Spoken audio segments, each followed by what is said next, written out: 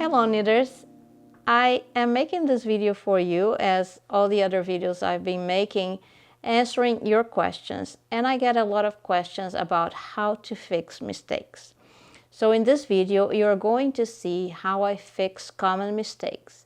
Some of them are just for you Portuguese knitters, and some of them are for all styles of knitting, in any occasion, in any kind of knitting you're doing. Cables, lace, stockinette stitch, combinations, knits and purls, texture, pattern, brioche. So you're going to see some of the common mistakes, okay? I gather some of the questions I received from you, and I think I have 7 or 8 common mistakes here that you make. The first 3 really applies to Portuguese knitters. I see those mistakes often in my classes, and especially if you are learning the Portuguese style of knitting. So I don't want you to get discouraged. I want you to keep improving, and I wanted to see why you're making those mistakes. So pay attention to my hints and let's get started. Okay. So the first common mistake that knitters that are learning the Portuguese style of knitting and they're learning the knit stitch, what I do is ask them to dive the right hand needle under the yarn first and slip the first stitch as to knit. Okay? And people ask me, do you always slip the first stitch as to knit? The answer is no, I don't. The reason I'm asking you to do this is so you get familiar with the yarn where it needs to be to do the knit stitch. So by asking you to slip the first stitch as if to knit, the yarn is gonna now be in the right position, and it looks like that is coming from behind or from the top of the right hand needle. The first common mistake is here now. English and continental knitters look at this and they think this is wrong, and they bring the yarn down. As they are going to prepare to knit the next stitch, they get a yarn over in between stitches. Again, the yarn ends on top or behind the right hand needle, and they tend to do this. It looks wrong to you. And then they go and knit the next stitch. And what is going on is that in 3 stitches they already increased twice with yarn overs. Okay, so you end up increasing without wanting to increase. So let me go back here. I'm going to go back to the first stitch, and I ask you to knit the first stitch, slip the first stitch as if to knit. You keep the yarn behind or on top of the right hand needle, and you are going to keep knitting. If you perform the knit stitch correct and leave the yarn here, you're ready to knit every stitch in this row. Okay? And if you really want to learn the knit stitch, you should watch my other video that shows you the knit and purl, or the Portuguese basics, okay? But here I'm showing you a common mistake. So people tend to look at this, think it's wrong, bring it down, and then knit the next stitch. And they start having yarn overs in between stitches. So refrain yourself. You're learning something new. It looks very wrong, but it's not. Keep going, and trust me, if you want to do the knit stitch, that's how you do it. Okay, this is the first common mistake, the one I see the most on classes.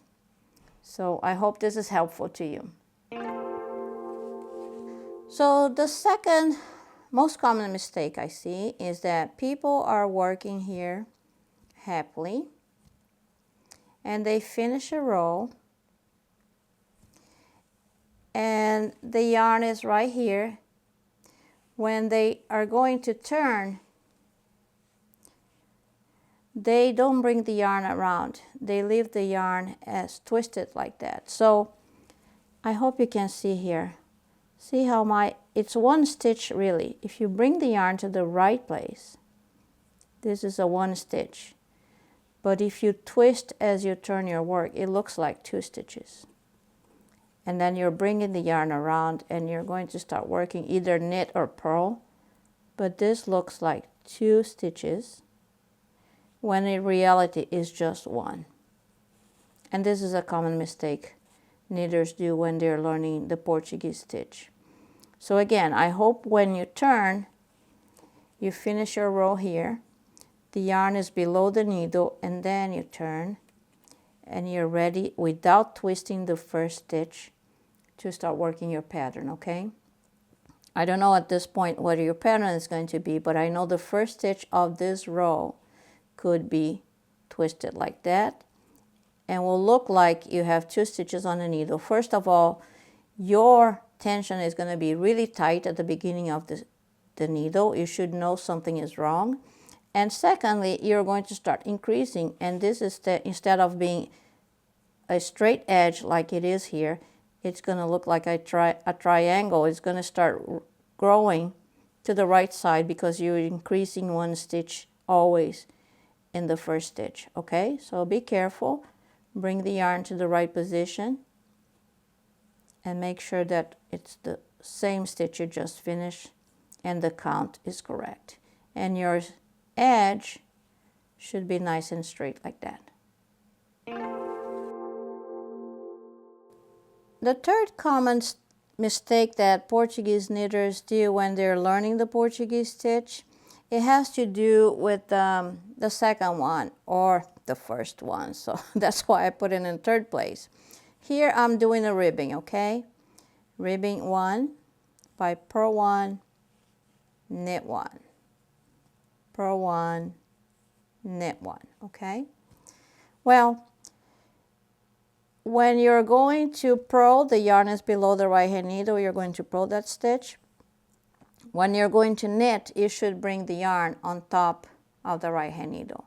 Well, new knitters are not familiar in looking or seeing that yarn in this position again, like I said on the other 2 mistakes.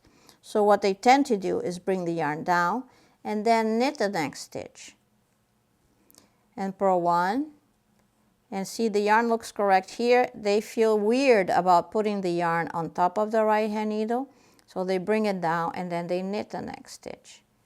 And then you start increasing in this round. Look, when you're going to come back and do this row again, what did you do? You did yarn overs by mistake. So again, it has to do with the same, that the first common mistake or the second common mistake by increasing on the first one. But if you don't put the yarn in the correct place to knit the stitch, you start getting yarn overs, okay? So pay attention on your count, and if you start seeing holes on your knitting, in your fabric, that's what's going on. You're not putting the yarn on the correct position in order to knit. That's a common mistake, and they usually do when they're ribbing. Okay, so pay attention when you do that. Okay, the fourth mistake. Well, it's not a proper a mistake, but let's suppose you did a mistake in the middle of the row here, and you have to go backwards, okay? So how do I unknit or undo my knitting? I use the tension that I have on Portuguese knitting. I flip my work like that, and I go with my left hand needle in the loop below, and using the tension, see, I undo my knitting one by one. I always go into the loop. See, there's a loop on the needle. I go in the loop below and I undo my knitting. And by this way, adjusting the tension and unraveling or undoing my knitting, I get to my mistake. And let's suppose here's my mistake, and I fix it. I correct the stitch, and I go forward. Okay, so I just wanted to show you how I use my tension on my pin or around the neck to keep going. and unravel one by one. Again, go in the loop below and use your tension and keep going backwards. Okay, I hope this is clear. Okay, another common mistake people do is make a mistake in the middle of a fabric and they don't realize it. And I'm showing you here, doesn't pertain only to Portuguese style knitting, first of all. And I'm showing you here a stockinette stitch. And let's suppose you have a mistake here. Instead of knitting the stitch, you've made a purl or you made something wrong here. You don't realize because you're having a good time and you're knitting back and forth, back and forth. When you realize that you're up here, you see this stitch is wrong. So I'm going to teach you how to drop that stitch from the needle and fix it with the crochet hook, which is something common, but I decided to show you. So you're going to unravel row by row. Go all the way until you find your mistake. And let's suppose this was a purl stitch. You're going to fix it, bring the yarn to the front as if to knit. And with the crochet hook, you're going to chain or pick up every loop here and chain it back. And it's important that you don't twist the stitch as you do that.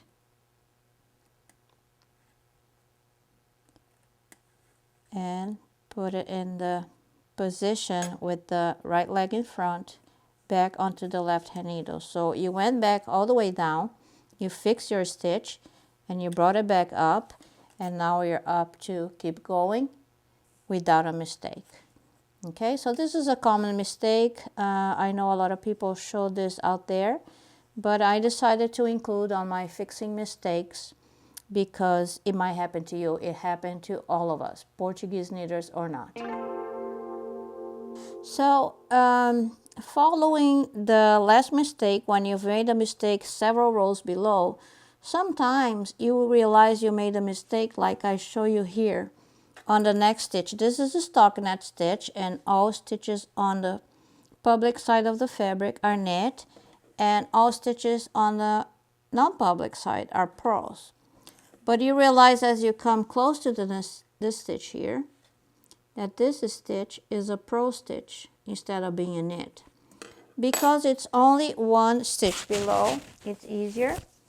You don't even need a crochet hook. You're going to drop 2 stitches, put that back on the left hand needle, get the first loop and knit, get the second loop and knit. So this is much easier than fixing a mistake that was done all the way down. You were fixing a mistake that was done in the previous row. Okay, so now we have all knit stitches and you go on with your stockinette stitch. So this is easy to fix. All right, so there is one more thing I want to show you using the same swatch, because this swatch is nice and clear. It's when you have something to pay attention on your swatch, like cables, for example. It applies to lace too, but lace is a little bit more tricky. Let me talk about a common, I suppose this is a cable sweater you're knitting. And you realize you made a mistake in a couple cables. You crossed them in the wrong place. The pattern is off. It could be a knit and purl pattern as well. And you were going and you see that, oh no, all my patterns, all my knits and purls are in the wrong place and they're back here. So you're going to have to unravel your knitting. That's the best thing to do. But in order to unravel and not, keep making mistakes by dropping stitches as you unravel, you can use what we call a safe line. And you are going to pick a place below the mistake you've made. And you're going with a contrasting color yarn and a tapestry needle pick up the right leg of every stitch you see. And I try to keep my needle straight so I don't deviate from that row. And by doing that, you are going to put this line here